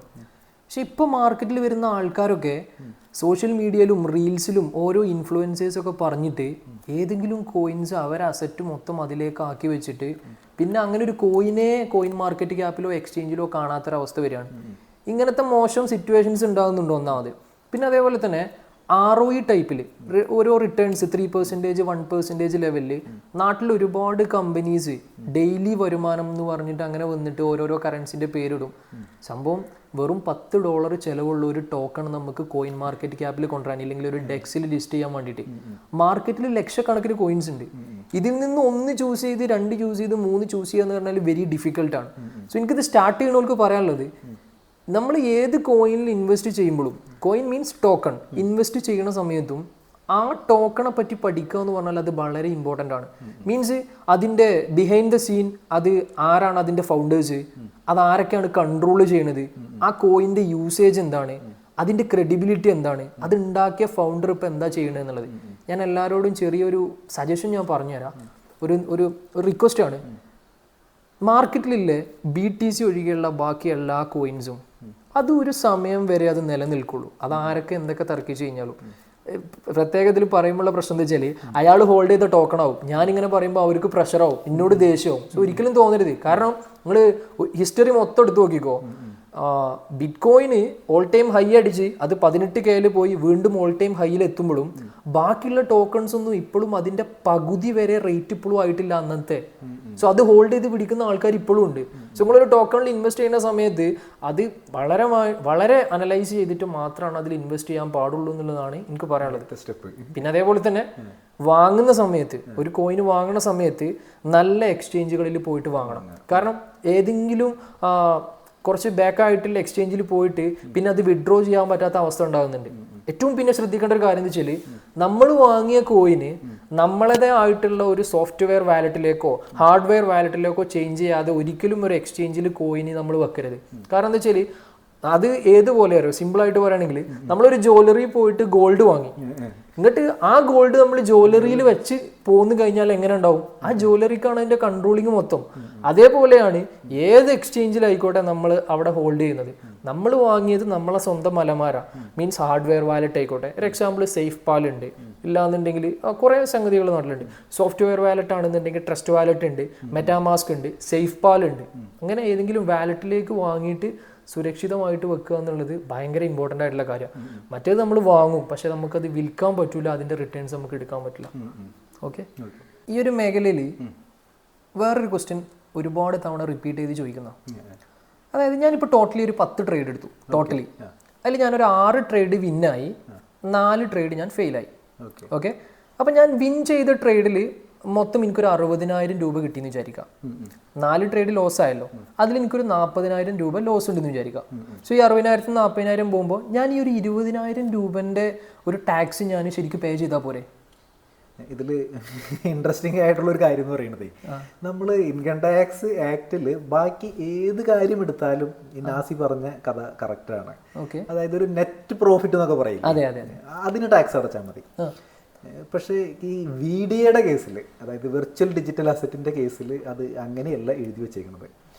അതായത് നമ്മളുടെ പ്രോഫിറ്റ് ലെഗിന് നമ്മൾ ടാക്സ് അടയ്ക്കണം, ലോസ് ലെഗ് നമുക്ക് സെറ്റ് ഓഫ് ചെയ്യാൻ പറ്റില്ല. നമ്മൾ നേരത്തെ നാസി പറഞ്ഞ കഥ പറഞ്ഞാൽ ഒരു സെറ്റ് ഓഫ് ആണ് വരുന്നത് അവിടെ. അങ്ങനെയാണ് എഴുതി വെച്ചേക്കുന്നത്. അതൊരുമാതിരി വേറൊരു നിയമമായി പോയി. അത് ക്രിപ്റ്റോ കറൻസി അല്ലെങ്കിൽ അതിനോടുള്ളൊരു ശരിക്കും സാർ അതിനായിട്ട് യോജിക്കുന്നുണ്ടോ? അങ്ങനെ ഒരു സംഗതി ഞാൻ ഒരിക്കലും അങ്ങനെ യോജിക്കുന്നില്ല. അതൊരു നല്ലൊരു എത്തിക്കലായിട്ടുള്ള ഒരു ഇതായിട്ട് എനിക്ക് തോന്നുന്നില്ല. കാരണം ഒരു ബിറ്റ് കോയിൻ അല്ല അല്ലെങ്കിൽ ഇപ്പോൾ ക്രിപ്റ്റോ കറൻസിയിൽ ഡീൽ ചെയ്യുന്ന ആളുകൾക്ക് നാച്ചുറലി ചിലപ്പോൾ ലോസ് ഉണ്ടായിരിക്കും, പ്രോഫിറ്റ് ഉണ്ടായിരിക്കും. അപ്പോൾ ഒരു നെറ്റ് റിസൾട്ടിന് ടാക്സ് ചെയ്യണതാണ് അതിൻ്റെ ഒരു എത്തിക്കലായിട്ടുള്ള ഒരു കാര്യം എന്ന് പറയുന്നത്. അപ്പോൾ ഇതിൽ നമ്മൾ വേറെ ഏത് ബിസിനസ് എടുത്താലും ഇപ്പോൾ ഒരു ഷെയർ ട്രേഡ് ചെയ്യുന്ന ആളുകളാണെന്ന് വിചാരിക്കും. അങ്ങനെയാണെന്നുണ്ടെങ്കിൽ നമ്മൾ നേരത്തെ പറഞ്ഞ പോലെ 60,000 40,000 കഴിച്ച് 20,000 ബാലൻസ് ഉള്ളതുണ്ടല്ലോ, അതിന് ടാക്സ് അടച്ചാൽ മതി. പക്ഷേ നമ്മുടെ ഇൻകം ടാക്സ് ആക്ടിൽ പറഞ്ഞിരിക്കുന്നത് ഇൻകം എന്നുള്ളൊരു ആംഗിളിലാണ് അത് സെറ്റ് ഓഫ് ചെയ്യാൻ പറ്റില്ല എന്ന് പറയുന്നുണ്ട് ശരിക്കും അതിൻ്റെ ലോസ്. പക്ഷെ ഇതിൽ വേറെ ഒരു സ്കൂൾ ഓഫ് തോട്ടും കൂടി ഉണ്ട് കേട്ടോ അതിൽ. ഇപ്പോൾ ചില ആളുകൾ ഇതിനെ കുറച്ച് ബ്രോഡായിട്ട് കാണുന്നുണ്ട്. അപ്പോൾ ആ ഒരു സ്കൂൾ ഓഫ് തോട്ട് പ്രകാരം എന്ന് പറഞ്ഞാൽ ഇൻകം ടാക്സ് ആക്ടിൽ ഇപ്പോൾ നമ്മളിപ്പോൾ ബിറ്റ് കോയിൻ ചെയ്യുന്നുണ്ടെന്ന് വിചാരിക്കും. അപ്പോൾ ബിറ്റ് കോയിനിൽ നമുക്ക് ഒരു 1 lakhൻ്റെ അടുത്ത് പ്രോഫിറ്റ് ഉണ്ട്. ഇനി അപ്പുറത്തെ സൈഡിൽ അത് ഈ പ്രോഫിറ്റ് എന്ന് പറയുന്നത് നെറ്റ് ചെയ്തതിന് ശേഷം കേട്ടോ. നമ്മുടെ നെറ്റ് പ്രോഫിറ്റ് എന്ന് പറയുന്നത് നമുക്കൊരു 1 lakh ഉണ്ട്. ചിലപ്പോൾ 1.5 ലക്ഷം രൂപ ലാഭം ഉണ്ടായിരിക്കാം, 50,000 രൂപ നഷ്ടം ഉണ്ടായിരിക്കാം. അപ്പോൾ അതിൽ നെറ്റ് റിസൾട്ട് എന്ന് പറയുന്നത് 1 lakh ആണ് ബിറ്റ് കോയിനിൽ. ഇപ്പോൾ അപ്പുറത്തെ സൈഡിൽ നമ്മളൊരു എതേറിയം ചെയ്യുന്നുണ്ട്, അല്ലെങ്കിൽ വേറൊരു എക്സ്ചേഞ്ചിൽ വേറൊരു പ്ലാറ്റ്ഫോമിൽ ചെയ്യുന്നുണ്ട്, അവിടെ നമുക്ക് ലോസാണ്. അപ്പോൾ ആ ലോസ് ഇതായിട്ട് സെറ്റ് ഓഫ് ചെയ്യാൻ പാടില്ല എന്ന് പറയുന്ന ഒരു ബ്രോഡർ കൺസെപ്റ്റിൽ ചിന്തിക്കുന്ന ഒരു സ്കൂളും ഉണ്ട്. ഈ ഇൻകം ടാക്സ് ആക്ടിൽ തന്നെ ഇങ്ങനെ ഇൻ്റർപ്രറ്റ് ചെയ്യുന്നതുകളും ഉണ്ട്. പക്ഷെ പലപ്പോഴും അത് ഇപ്പോൾ നമുക്കിപ്പോൾ ഒരു ഇഷ്യൂ ഒക്കെ വരികയാണെന്നുണ്ടെങ്കിൽ ഡിപ്പാർട്ട്മെൻറ്റ് എപ്പോഴും അപ്പുറത്തെ സൈഡിലാണ് നിൽക്കാനായിട്ട് സാധ്യതയുള്ളത്. അതായത് നിങ്ങളുടെ പ്രോഫിറ്റ് ലെഗിന് മാത്രം ടാക്സ് അടച്ചു പോവുക എന്ന് പറയുന്ന ഒട്ടും ജസ്റ്റിഫയബിൾ അല്ലാത്ത ഒരിക്കലും അക്സെപ്റ്റ് ചെയ്യാനും പറ്റുന്നില്ല അങ്ങനത്തെ ഒരു ഇതിലാണ് ഇപ്പോൾ പോയിക്കൊണ്ടിരിക്കുന്നത് ശരിക്കും പറയാൻ വെച്ച് കഴിഞ്ഞാൽ. അപ്പോൾ വേറൊരു കാര്യം ചോദിക്കാനുള്ളത് നാസി, അതായത് നമുക്ക് ഒരുപാട് കറൻസീസ്, ഇപ്പോൾ ക്രിപ്റ്റോ കറൻസിയിൽ തന്നെ ഒരുപാട് കറൻസീസ് അവൈലബിൾ ആണ്. അപ്പോൾ ഇതിൽ ഏത് കറൻസിയാണ് ഒരു അഡ്വൈസബിൾ ആയിട്ടുള്ളത്, അല്ലെങ്കിൽ നമുക്കൊരു ഇൻവെസ്റ്ററെ സംബന്ധിച്ചിടത്തോളം ഇപ്പോൾ ഒരാൾ തുടങ്ങുകയാണ്, സ്റ്റാർട്ട് ചെയ്യുകയാണ്, അപ്പോൾ ഏതായിരിക്കും ഒരു സ്യൂട്ടബിൾ ആയിട്ടുള്ളത്? ഞാൻ ചോദിക്കാൻ കാരണം വെച്ച് കഴിഞ്ഞാൽ ഒരുപാട് സ്കാമുകൾ ഇപ്പോൾ നമ്മുടെ ഇവിടെ കേരളത്തിലായാൽ തന്നെ, എനിക്കിവിടെ മലപ്പുറത്തോ കാലിക്കറ്റൊക്കെ മുമ്പ് കുറച്ചാൾ മുമ്പൊക്കെ 1-2 വർഷം മുമ്പ് ഭയങ്കര സ്കാമുകൾ ഉണ്ടായി ഇപ്പോൾ ഇവിടെ. അപ്പോൾ ഒരുപാട് സ്കാമുകൾ വരുമ്പോൾ ആളുകൾ ഇതിലേക്ക് വരാനായിട്ട് ഒരു ഇത് വരുമല്ലോ, ഒരു ഇൻട്രൊഡക്ഷന് വേണ്ടിയിട്ട്, അല്ലെങ്കിൽ ഇതിലേക്ക് എത്തിച്ചേരാനായിട്ട് ഒരു ബുദ്ധിമുട്ട് വരുമല്ലോ ആളുകൾക്ക്. അപ്പോൾ അങ്ങനെയുള്ള ആളുകൾക്ക് ഒരു അഡ്വൈസ് എന്താണ്? നമ്മൾ ഏത് കറൻസിയിൽ ഇൻവെസ്റ്റ് ചെയ്യണം, അല്ലെങ്കിൽ ഈ സ്കാമുകളൊക്കെ കുറിച്ച് ആളുകൾ പേടിക്കുന്നതിൻ്റെ, അതിൽ അവരെ കുറ്റം പറയാനും പറ്റില്ല സ്കാമുകൾ വരുമ്പോൾ. അപ്പോൾ അതിനെക്കുറിച്ച് എന്താ പറയാനുള്ളത്? ഓക്കെ, ഇത് ശരിക്കും ഇതിന് ആൻസർ പറഞ്ഞു കഴിഞ്ഞാൽ അത് ശരിക്കും ഒരു ഫിനാൻഷ്യൽ അഡ്വൈസ് ആവും. സോ അതും അങ്ങനെ പറയണില്ല, പക്ഷെ ഞാൻ എൻ്റെതായിട്ടുള്ള ഒരു വ്യൂ പറയാം. നമ്മൾ എല്ലാ ടോക്കൺസിലും കയറി ഇൻവെസ്റ്റ് ചെയ്യുക എന്ന് പറഞ്ഞു കഴിഞ്ഞാൽ അത് ഭയങ്കരമായിട്ട് നമ്മളെ എഫക്റ്റ് ചെയ്യും. മീൻസ് മൈനസ് ആയിട്ട് നമ്മളെ എഫക്റ്റ് ചെയ്യും. ഏറ്റവും സേഫസ്റ്റ് ഇൻവെസ്റ്റ്മെൻറ്റ് ഞാൻ എങ്ങനെ നോക്കിയിട്ടും, ഹിസ്റ്ററി മാത്രമാണ് നമുക്ക് സംസാരിക്കാൻ പറ്റുള്ളൂ, അതായത് ഫ്യൂച്ചർ നമുക്ക് പ്രെഡിക്റ്റ് ചെയ്യാൻ പറ്റില്ല. ഞാനിപ്പോൾ എങ്ങനെ പറഞ്ഞു, നാളെ ഏതെങ്കിലും ഒരു വലിയൊരു വാറ് വന്നു, ഇല്ലെങ്കിൽ കൊറോണ പോലത്തെ എന്തെങ്കിലും ഒരു സംഗതി വന്നു കഴിഞ്ഞാൽ അത് ഈ പറഞ്ഞ ബിറ്റ്കോയിൻ എന്നല്ല, ഗോൾഡ് അടക്കം എല്ലാം കൊളാപ്സ് ആവും. ഓക്കെ, സോ ഞാൻ മനസ്സിലാക്കിയെടുത്തോളം ഏറ്റവും സേഫസ്റ്റ് ഇൻവെസ്റ്റ്മെൻറ്റ് ബിറ്റ്കോയിനാണ്. കാരണം എന്താ വെച്ചാൽ അതിൻ്റെ ഫ്ലക്ച്വേഷൻ നോക്കണ്ട, നമ്മളൊരു ലോങ് ടൈമിലേക്കാണ് നമ്മൾ അതിൻ്റെ ഒരു വിഷൻ എപ്പോഴും കാണേണ്ടത്. ഇപ്പോൾ സിമ്പിളായിട്ട് പറയുകയാണെങ്കിൽ നമ്മളൊരു മാവ് വെച്ചിട്ട് നമ്മളത് അടുത്ത മാസം മാങ്ങ പറിക്കുക, 2 കൊല്ലം കഴിഞ്ഞാൽ പറിക്കുക, അങ്ങനെയല്ല. നമ്മൾ അതിനൊരു ലോങ് വിഷൻ ഉണ്ട്. സെയിം ആണ് ഈ ഒരു ബിറ്റ്കോയിൻ എന്ന് പറഞ്ഞ സംഗതിക്ക് ഒരു പക്ക ഒരു വിഷൻ ഉണ്ട്, ഒരു ടാർഗറ്റ് ഉണ്ട്. ഞാൻ എന്തുകൊണ്ടാണ് ബിറ്റ്കോയിനെ പ്രൊമോട്ട് ചെയ്യാനുള്ള കാരണം എന്താണെന്ന് ചോദിച്ചു കഴിഞ്ഞാൽ, ഒരു 2016 കാലഘട്ടം, ഞാൻ ഡിഗ്രി പഠിക്കുന്ന കാലഘട്ടം, അന്ന് ഒരു ബിറ്റ്കോയിൻ ആകെ 27,000 രൂപയുള്ളൂ. വെറും 27,000 രൂപ INR 27,000 രൂപ. അന്ന് എൻ്റെ ഫ്രണ്ട്സ് ഒരു ഡിഗ്രി ബാംഗ്ലൂർ പോയിട്ട് ചെയ്യാൻ 1,60,000 രൂപയാണ്. സോ അന്ന് 1,60,000 രൂപ വിലയുള്ള സമയത്ത് ഈ പറഞ്ഞ 27,000 രൂപേൻ്റെ ബിറ്റ്കോയിന് വാങ്ങിയിടുകയാണെന്നുണ്ടെങ്കിൽ ഇന്ന് ഏകദേശം എത്ര ബിറ്റ്കോയിൻ ഉണ്ടാവും, അതിന് എത്ര മാർക്കറ്റിൽ അതിന് വാല്യൂ ഉണ്ടാവും എന്ന് ആലോചിച്ചാൽ മതി. അന്ന് ആ ചെയ്ത ഡിഗ്രിയും ഇപ്പോൾ ചെയ്യുന്ന ജോലിയും തമ്മിൽ ഒരു ബന്ധമല്ല. സോ ഇങ്ങനെയാണ് നമ്മളെ ഫിനാൻഷ്യൽ സിസ്റ്റം കിടക്കുന്നത്, ഇല്ലെങ്കിൽ ഒരു ഇൻസ്റ്റിറ്റ്യൂഷൻ ബേസിലുള്ള നമ്മളെ പഠനങ്ങൾ കിടക്കുന്നത് ഇങ്ങനെയാണ്. സോ പറയാനുള്ള കാര്യം എന്ന് വെച്ചാൽ, നമ്മളൊരു മേജർ അലോക്കേഷൻ ഇൻവെസ്റ്റ് ചെയ്യുന്ന സമയത്ത് ബിറ്റ്കോയിനുമായിട്ട് ബന്ധപ്പെട്ട സ്റ്റോക്കുകളിൽ അതെന്താണെന്നുള്ള കൂടി ജസ്റ്റ് പറഞ്ഞുതരാം. ഇപ്പോൾ US സ്റ്റോക്സിൽ നമുക്ക് ഇൻവെസ്റ്റ് ചെയ്യാൻ പറ്റും, US സ്റ്റോക്സിൽ നമുക്ക് ഇൻവെസ്റ്റ് ചെയ്യാൻ പറ്റും. ഇന്ത്മണി അതിനൊരു ഉദാഹരണമാണ്. കാരണം നമ്മളിവിടെ INR ഉപയോഗിച്ചിട്ട് US സ്റ്റോക്സിൽ ഇൻവെസ്റ്റ് ചെയ്യുന്ന ഒരു മെത്തേഡാണ്. സോ അപ്പോൾ ബിറ്റ്കോയിന് ഏറ്റവും കൂടുതൽ ഹോൾഡ് ചെയ്തിട്ടുള്ള കമ്പനികളാണ് മൈക്രോ സ്ട്രാറ്റജി, MSTR എന്ന് പറയും. ഈ MSTRന്റെ ഷെയറുകൾ മാർക്കറ്റ് അവൈലബിളാണ്. ലിവറേജ് ട്രേഡുകളും ഇപ്പോൾ അവൈലബിളാണ്. MSTR ആയിക്കോട്ടെ, MSTX ആയിക്കോട്ടെ, MSTU ആയിക്കോട്ടെ. ഈ MSTXും MSTU ഒക്കെ ബിറ്റ്കോയിൻ്റെ മൂവ്മെൻറ്റ് 10% ആണെങ്കിൽ ഇത് 20% കാണിക്കും. 1.75%, 2% ഒക്കെ ഇരട്ടിയാണ് കാണിക്കുക. അത് താഴോട്ടാണെങ്കിലും ഇതേപോലെ തന്നെ കാണിക്കും. അപ്പോൾ ഞാൻ പറയുന്ന കാര്യം എന്ന് വെച്ചാൽ, ബിറ്റ്കോയിന് എന്തായാലും ഒരു ലെവലിലേക്ക് എത്തും നമുക്ക് 100% ഷോർട്ട് ചെയ്യുന്നൊരു കാര്യമാണ്. ഞാൻ എക്സ്പെക്ട് ചെയ്യുന്നത് ഇതുവരെ 2035 ആകുമ്പോഴേക്കും ഒരു $1 മില്യൺ, $10 ലക്ഷം അൺറിയലിസ്റ്റിക് ആണ് പറയുമ്പോൾ. പക്ഷെ നമ്മൾ മനസ്സിലാക്കേണ്ടത് ഈ സാധനം $10-12 കയറിയിട്ടാണ് ഇന്ന് ഇവിടെ എത്തിയിട്ടുള്ളത്. സോ അപ്പോൾ അത് നമ്മൾ വിശ്വസിച്ചേ പറ്റുള്ളൂ. പക്ഷേ ഇപ്പം ഞാൻ പറയുന്നത് അതിന് 2035 ആവേണ്ടി വരില്ല. അതിൻ്റെ മുന്നേ ഈ ഒരു ലെവലിലേക്കൊക്കെ എത്താനുള്ള എല്ലാ സാധ്യതകളും കാണുന്നുണ്ട്.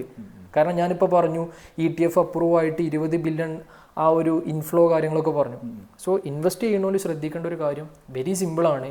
മേജർ അലോക്കേഷൻ, നമ്മളൊരു 1 ലക്ഷം രൂപ ഇൻവെസ്റ്റ് ചെയ്യുന്നുണ്ടെങ്കിൽ അതിൽ 70,000 രൂപയും നമ്മൾ എന്ത് ചെയ്യുക, ബിറ്റ്കോയിനിൽ ഇൻവെസ്റ്റ് ചെയ്യാൻ വേണ്ടിയിട്ട് ശ്രമിക്കുക. ബാക്കി 30,000 രൂപ ബാക്കിയുള്ള ആൾട്ട് കോയിൻസിലോ മീം കോയിൻസിലോ ഒക്കെ. ഇപ്പോൾ ഒരു ബുൾ റൺ വരുന്നുണ്ട്, എനിക്ക് 100% ഉറപ്പാണ് ബിറ്റ്കോയിൻ്റെ ഒപ്പം പെർഫോം ചെയ്യുക ഓൾട്ട് കോയിൻസ് അല്ല, മീം കോയിൻസാണ്. കാരണം മീം കോയിൻസിലാണ് ഒരുപാട് മില്യനേഴ്സും ട്രില്യനേഴ്സും ഒക്കെ ഇപ്പോൾ കളിച്ചുകൊണ്ടിരിക്കുന്നത്. ഇപ്പോൾ വൈറ്റ് ഹൗസിൽ ട്രംപിൻ്റെ ഒപ്പം എലോൺ മാസ്ക് കയറി, വ്യക്തമായിട്ട് ക്രിപ്റ്റോക്ക് അതിലൊരു ഉദ്ദേശം ഉണ്ട് അതിൽ. ഓക്കെ, സോ പൈസ എപ്പോഴും 70% ബിറ്റ്കോയിനുമായിട്ട് ബന്ധപ്പെട്ട സ്റ്റോക്കുകളിലും അലോക്കേറ്റ് ചെയ്യുക. അത് നമുക്ക് ഒരിക്കലും നഷ്ടം ഉണ്ടാക്കില്ല ഒരു ലോങ് ടൈമിലാണ് നമ്മൾ ഇതിനെ കാണുന്നതെങ്കിൽ. ഓക്കെ സാറേ, ഞാനിപ്പോൾ ഒരു ബിഗിനറാണെന്ന് വിചാരിക്കുക. സോ എനിക്ക് ഫസ്റ്റ് ഇയറിൽ എനിക്ക് നല്ല ലോസ് വന്നു, 1ാമത്തെ വർഷം. സെക്കൻഡ് ഇയറിൽ ഞാനതൊക്കെ റിക്കവർ ആക്കിയെന്ന് വിചാരിക്കുക. സോ ഈ ലോസിന് എനിക്ക് ക്യാരി ഫോർവേഡ് ചെയ്തിട്ട് നമുക്ക് ടാലി ആക്കുന്ന ആ ഒരു സംഗതി ഇതിൽ നടക്കും, ബാക്കിയുള്ള ബിസിനസ്സിലൊക്കെ നടക്കും. അതുകൊണ്ട് ചോദിച്ചതാണ് കേട്ടോ. ഇതിൽ ഇൻകം ടാക്സ് ആക്ട് പ്രകാരം ആ പരിപാടി, അതായത് ക്രിപ്റ്റോ കറൻസിയിൽ നമുക്ക് ലോസ് വന്നെങ്കിൽ നമുക്കങ്ങനെ ക്യാരി ഫോർവേഡ് ചെയ്യാനൊന്നും പറ്റൊന്നുമില്ല. വേറെ എല്ലാ ബിസിനസ്സിലും നടക്കും. ഇപ്പോൾ നമ്മൾ പറയുകയാണെന്നുണ്ടെങ്കിൽ നമ്മൾ വേറെ ബിസിനസ് ചെയ്യുകയാണ്, അല്ലെങ്കിൽ ഇപ്പോൾ നിങ്ങൾ സ്റ്റോക്സിൽ ഫ്യൂച്ചേഴ്സ് ഓപ്ഷൻസ് ഒക്കെ ചെയ്യുകയാണെങ്കിൽ ഇതൊക്കെ ക്യാരി ഫോർവേഡ് ചെയ്യാൻ പറ്റും. ഈവൻ ഇൻട്രാഡേ ചെയ്യുകയാണെങ്കിൽ പോലും 4 കൊല്ലത്തേക്ക് ക്യാരി ഫോർവേഡ് ചെയ്യാൻ പറ്റും. പക്ഷേ ബിറ്റ്കോയിനിൽ, അല്ലെങ്കിൽ ബിറ്റ്കോയിൻ അല്ല, ക്രിപ്റ്റോ കറൻസിയാണ് നിങ്ങൾ ട്രേഡ് ചെയ്യുന്നുണ്ടെങ്കിൽ ലോസ് വന്നു, ആ ലോസ് ക്യാരി ഫോർവേഡ് ചെയ്യാൻ പറ്റില്ല, അത് ഫ്യൂച്ചറിലേക്ക് സെറ്റ് ഓഫ് ചെയ്യാനും പറ്റില്ല. ഇതിപ്പോ എന്താ വെച്ച് കഴിഞ്ഞാല് ഇൻകം ടാക്സിന് എന്തോ ഒരു പ്രത്യേക വെറുപ്പ് നമ്മളെ ഈ ഒരു ഫീൽഡിനോടുള്ള പോലെയാണ് ഇതിന്റെ നിയമങ്ങളും ബാക്കി കാര്യങ്ങളൊക്കെ കാണുന്നത്. അങ്ങനെ തന്നെയാണെന്ന് വിചാരിക്കേണ്ടി വരും നമ്മള്. ഓക്കെ ഓക്കെ ഓക്കെ, ക്ലിയർ ആണ്. അപ്പോൾ നമ്മൾ ഇൻവെസ്റ്റ് ചെയ്യുന്ന ആളുകൾക്ക് എപ്പോഴും ഉള്ള ഒരു ബിഗ്ഗസ്റ്റ് റിസ്ക് എന്താണ്? ഇപ്പോൾ പലപ്പോഴും ഇപ്പോൾ സ്റ്റോക്ക് മാർക്കറ്റിലായാലും റിസ്ക് ഉണ്ട്.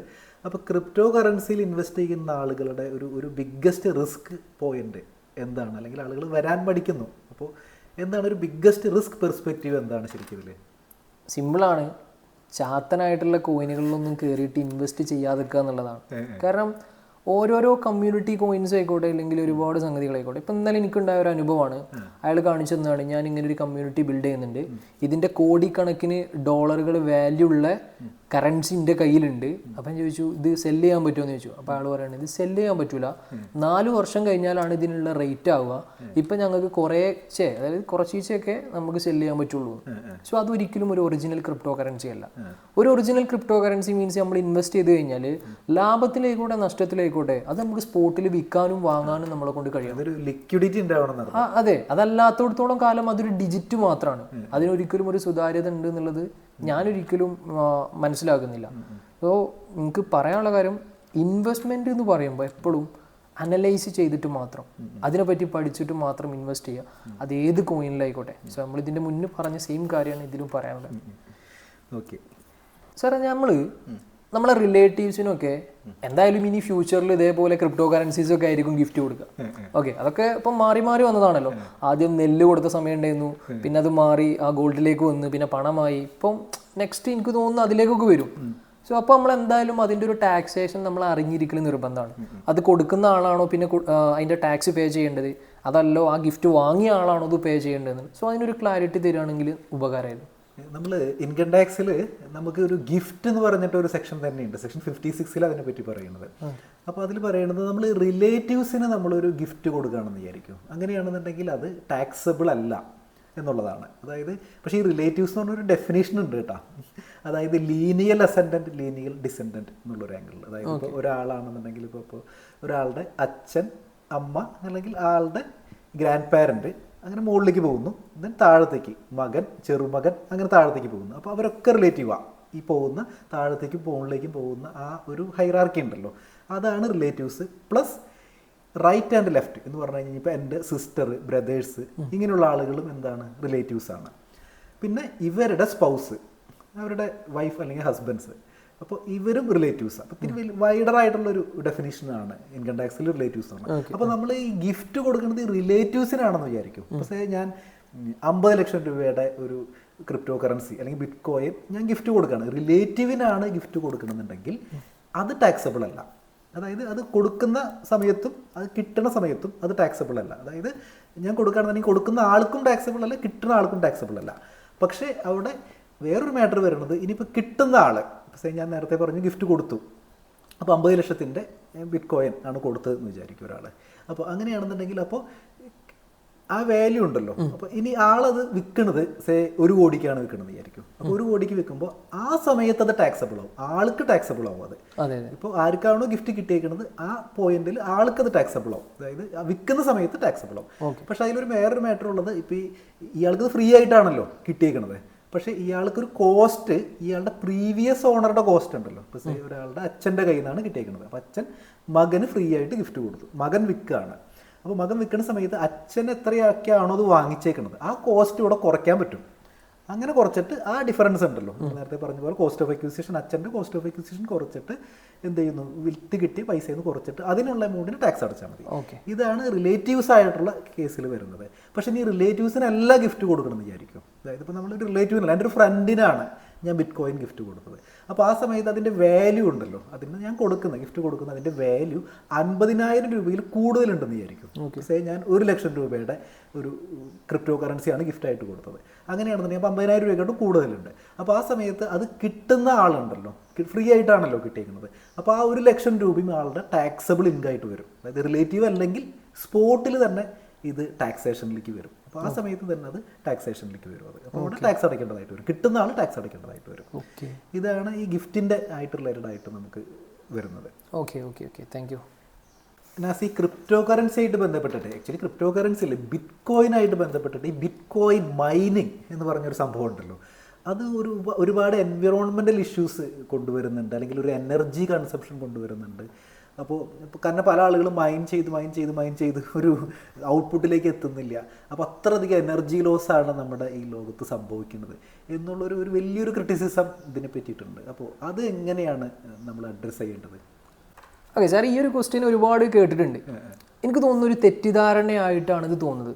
കാരണം എന്താ വെച്ചാൽ ബിറ്റ് കോയിൻ്റെ കേസ് മാത്രം വരുമ്പോൾ എങ്ങനെയാണ് ഈ ഒരു ഗ്ലോബൽ വാർമിങ്ങുമായിട്ട് ഇതിനൊരു ബന്ധം എനിക്ക് മനസ്സിലാവണില്ല. ഇപ്പോൾ ഒരു എക്സാമ്പിൾ പറയുകയാണെന്നുണ്ടെങ്കിൽ ലോകത്തുള്ള ടോട്ടൽ ഇലക്ട്രിസിറ്റിൻ്റെ 0.55% കൺസ്യൂം ചെയ്യുന്നുണ്ട്. അത് ഓക്കെയാണ്. ഈ 0.55% എന്ന് പറഞ്ഞാൽ അത് ചെറുതല്ല കേട്ടോ. കാരണം ഒരു മലേഷ്യ പോലത്തെ സ്വീഡൻ പോലത്തെ ഒരു ചെറിയൊരു രാജ്യമൊക്കെ എടുക്കുകയാണെന്നുണ്ടെങ്കിൽ അവരെ ഒരു 1 ഇയർ കൺസ്യൂം ചെയ്യുന്ന ഇലക്ട്രിസിറ്റി ഇതാ ഈ പറഞ്ഞ പോലെ 0.55% ഒക്കെ ആയിരിക്കും. പക്ഷെ ഞാൻ പറയുന്ന കാര്യം ക്ലിയർ ആയിട്ട് മനസ്സിലാക്കണം. ബിറ്റ് കോയിൻ മൈനേഴ്സ് യൂസ് ചെയ്യുന്ന ഇലക്ട്രിസിറ്റിൻ്റെ 75%ഉം ചെയ്യാൻ പറ്റും നമുക്ക്. അത് നമുക്ക് റിന്യൂവൽ നമുക്ക് ചെയ്യാൻ പറ്റും. അതാണ് അതിൻ്റെ ഏറ്റവും വലിയ പ്രത്യേകത. പക്ഷേ ഇവിടെയുള്ള ഞാൻ മനസ്സിലാക്കിയൊരു പ്രോബ്ലം ഇതല്ല. ഇതിൻ്റെ മേലെ ഇലക്ട്രിസിറ്റി കൺസ്യൂം ചെയ്യുന്നുണ്ട് ഗോൾഡിൻ്റെ മൈനിങ്ങിലുണ്ട്. പക്ഷെ അതാരും എന്ത് ചെയ്യണില്ല, ഗൺ ചെയ്യണില്ല. ഗൺ ചെയ്യണത് BTCൻ്റെ കാര്യം മാത്രമേ ഉള്ളൂ. വേൾഡിലെ ടോട്ടലായിട്ടുള്ള ഇലക്ട്രിസിറ്റിൻ്റെ 10% ഇൻ്റർനെറ്റാണ് കൺസ്യൂം ചെയ്യണത്. സോ അതിനും പ്രശ്നമില്ല. എന്തുകൊണ്ടാണ് ഈ ഒരു ഇലക്ട്രിസിറ്റിൻ്റെ കാര്യവും ഗ്ലോബൽ വാർമിംഗ് കാര്യവും BTCനെ മാത്രം ഷോർട്ട് ചെയ്യണമെന്ന് ചോദിച്ചു കഴിഞ്ഞാൽ അതിനൊറ്റ ഉത്തരവേ ഉള്ളൂ, ലാക്ക് ഓഫ് അവയർനെസ്. അതാണ് അതിനുള്ള കറക്റ്റായിട്ടുള്ള ആൻസർ. ഒരു കാര്യം കൂടി ചോദിക്കാനുള്ളത് നാസി, അതായത് നമ്മളുടെ ഒരു ഫ്യൂച്ചർ ഓഫ് ക്രിപ്റ്റോ ഒരു സിമ്പിളായിട്ട് പറയുകയാണെന്നുണ്ടെങ്കിൽ എന്താണ് പറയാനുള്ളത് അതിൻ്റെ ഒരു ഫ്യൂച്ചറിനെ പറ്റിയിട്ട്? എനിക്ക് ഫ്യൂച്ചർ എന്ന് പറയുമ്പോൾ എനിക്ക് ഏറ്റവും ചിരി വരുന്നൊരു കാര്യം എന്താ വെച്ചാൽ, ഇപ്പോൾ അടുത്ത് പള്ളി പോയ സമയത്ത് ആദ്യം ഒരു തൊപ്പിയൊക്കെ ആയിരുന്നു നമ്മളെ മുന്നിൽ കൂടെ വന്നിരുന്നത് പൈസ ഇട്ട് കൊടുക്കാൻ. പിന്നെ അത് ബക്കറ്റായി. പിന്നെ അത് നമ്മളെ ഒരു കുറ്റി എന്നൊക്കെ പറയില്ല, സഞ്ചി എന്നൊക്കെ പറയുന്ന പോലെ ആ ഒരു ലെവലിലേക്ക് മാറി. പക്ഷെ ഇപ്പോൾ ഉണ്ടല്ലോ നല്ല അടിപൊളിയായിട്ടുള്ള വാലറ്റുകളൊക്കെ വരൽ തുടങ്ങി. Paytm പോലത്തെ, ഗൂഗിൾ പേ പോലത്തെ, അതിൻ്റെ സ്കാനറൊക്കെ വെച്ചിട്ട് ഭയങ്കര അപ്ഡേഷനാണ്. ഈ ഒരു ക്രിപ്റ്റോൻ്റെ കേസിൽ ഞാൻ എല്ലാവരോടും പറയുന്നൊരു കാര്യം എന്താ വെച്ചാൽ, കുറച്ച് കഴിഞ്ഞാൽ ഇപ്പം നമ്മളിങ്ങനെ സംസാരിക്കുമ്പോൾ നമ്മൾ പറയില്ലേ, അച്ഛനന്ന് അവിടെ ഒരു 10 സെൻറ്റ് വാങ്ങിയിട്ടുണ്ടെങ്കിൽ, അല്ലെങ്കിൽ അവിടെ ഒരു ഏക്കർ വാങ്ങിയിട്ടുണ്ടെങ്കിൽ, അല്ലെങ്കിൽ ആ ബിൽഡിങ്ങിനൊക്കെ അന്ന് അത്ര ഉള്ളതെന്നു ഒന്ന് വാങ്ങിയിട്ടിട്ടുണ്ടെന്നുണ്ടെങ്കിൽ ഇപ്പം നമുക്ക് ഇങ്ങനത്തെ ഒരു ബുദ്ധിമുട്ടുണ്ടാവില്ലേന്നു. ഇപ്പം അതിൻ്റെ വാല്യൂ എന്താണെന്ന് പറയില്ലേ. ഇൻ കേസ് ജസ്റ്റ് ആലോചിച്ചാൽ മതി, ഒരു 10 ഇയറിൻ്റെ ഉള്ളിൽ നമ്മളെ മക്കളും നമ്മളെ പേരക്കുട്ടികളും പറയും, ആ 2024 ബിറ്റ് കോയിൻ്റെ ഒരു ചെറിയ പോർഷൻ വാങ്ങിയിട്ടിട്ടുണ്ടെന്നുണ്ടെങ്കിൽ ഇന്ന് എത്ര രൂപയായിരുന്നു എന്നുള്ളത് ക്ലിയർ ആയിട്ട് പറയും. കാരണം അത് സ്റ്റിൽ റണ്ണിങ്ങാണ്.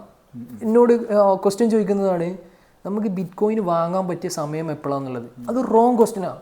കാരണം എന്താ വെച്ചാൽ ഇന്നൊരു 18-20 വയസ്സാവുന്ന കുട്ടി 20,000 രൂപ ഗോൾഡിന് ഇനി വാങ്ങാൻ കഴിയുമോ? ആ കുട്ടിക്ക് ഒരിക്കലും വാങ്ങാൻ കഴിയില്ല.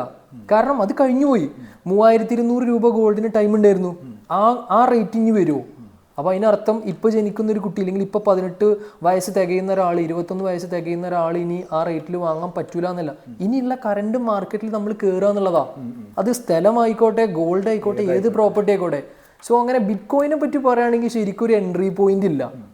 അത് നമുക്ക് അവിടെ നമ്മൾ വാങ്ങാം. ഇനി താഴോട്ട് പോവാണെന്ന് കണ്ടു കഴിഞ്ഞാൽ ആവറേജ് ചെയ്തിട്ട് ബൈ ചെയ്തുകൊണ്ട് വെച്ച് നിൽക്കുക എന്നുള്ളതാണ് അവിടെ ചെയ്യാൻ പറ്റുന്നൊരു കാര്യം. ബിറ്റ് കോയിൻ അത് ഷുവർ ഷോർട്ടാണ്. അതിന് വ്യക്തമായിട്ടുള്ളൊരു വിഷൻ ഉണ്ട്. വ്യക്തമായിട്ട് സിമ്പിളായിട്ട് ആലോചിച്ചാൽ മതി. നമ്മൾ ഡോജ് കോയിൻ, ഷിപ്പ് കോയിന്, ഇല്ലെങ്കിൽ ഫ്ലോക്കി എന്നൊക്കെ പറഞ്ഞ എലോൺ മാസ്കിൻ്റെ കോയിനുകൾ ഒരുപാട് വാരി കൂട്ടുന്നുണ്ട്. ഓക്കെയാണ്. പക്ഷെ ആള് പ്രൊമോട്ട് ചെയ്യണത് ബിറ്റ് കോയിനാണ്. ടോട്ടലി മാർക്കറ്റിലുള്ള എല്ലാ കോയിൻസിൻ്റെയും ഫൗണ്ടേഴ്സ് എന്തിനാണ് അത് ഇറക്കുന്നത്? ഓരോ ടോക്കൺസ് ഇറക്കുന്നത് അതിലൂടെ ഒരു ഫണ്ട് സ്വരൂപിച്ചിട്ട് അതുകൊണ്ട് അവർ ബിറ്റ് കോയിൻ വാങ്ങുകയാണ്. സോ നമ്മൾ മനസ്സിലാക്കുക, ഏറ്റവും ഷുവർ ഷോർട്ടായിട്ട് ഏറ്റവും കംഫർട്ടായിട്ടുള്ള ഒരു ഇൻവെസ്റ്റ്മെൻ്റ് ആണ് ഈ പറയുന്ന ബിറ്റ് കോയിനിൽ നമ്മൾ SIP ചെയ്യുക, അല്ലെങ്കിൽ ബിറ്റ് കോയിൻ. അത് എത്രയാണോ നമുക്ക് വാങ്ങാൻ പറ്റും, പോർഷനായിട്ട് വാങ്ങാൻ പറ്റും. 100 രൂപക്ക് വാങ്ങാൻ പറ്റും, 1000 രൂപക്ക് വാങ്ങാൻ പറ്റും. അതിൻ്റെ റിട്ടേൺസ് എന്തായിരിക്കും അതിനനുസരിച്ചുണ്ടാവും. സോ സേഫസ്റ്റ് ഇൻവെസ്റ്റ്മെൻറ്റ് BTC ആണ്. സോ അതിനെപ്പറ്റി കൂടുതലായിട്ട് പഠിക്കുക. Keep bye. അത്രയാണ് പറയാനുള്ളത്. ഓക്കെ, അപ്പോൾ വളരെ നല്ല ഒരു ഡിസ്കഷൻ ആയിരുന്നു. നമ്മൾ ബിറ്റ് കോയിനെ കുറിച്ച് മാത്രമല്ല, നമ്മൾ ടാക്സേഷനെ കുറിച്ചും ഡിസ്കസ് ചെയ്തു. അപ്പോൾ thank you Nazi. Okay. So ഒരുപാട് ആൾക്കാർക്ക് ക്രിപ്റ്റോയിലില്ലേ, എനിക്ക് തന്നെ ഞാൻ പ്രതീക്ഷിക്കാത്ത കാര്യങ്ങൾ, ആൻസേഴ്സാണ് എനിക്ക് കിട്ടിയത്. ഒരു ക്രിസ്റ്റൽ ക്ലാരിറ്റി ആയിട്ടുള്ള ഒരു ഡിസ്കഷൻ ആയിരുന്നു. സോ ഒരുപാട് നന്ദിയുണ്ട്. ഇന്ത്യ മാത്രമല്ല എൻ്റെ ഒരു കമ്മ്യൂണിറ്റി ഉണ്ട് ക്രിപ്റ്റോ റിലേറ്റഡ് ആയിട്ടുള്ള, ഓലൊക്കെ സ്ഥിരമായിട്ട് ചോദിക്കുന്നതാണ്. സോ എനിക്ക് ഇനിയും സാറിൻ്റെ ഹെൽപ്പും കാര്യങ്ങളൊക്കെ വേണ്ടി വരും. Anyway thank you.